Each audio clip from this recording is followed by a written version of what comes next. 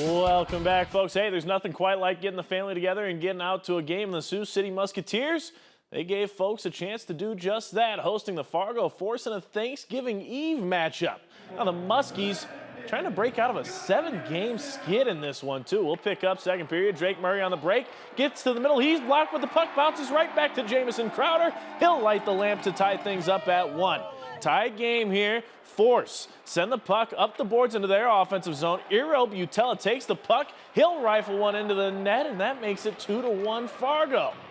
Just moments later, though, Jacob Delaney sends the puck up the boards. Puck ricochets right to Dallas View. He stopped initially, but here comes Justin Stuka to finish it off. But this goal is called off initially.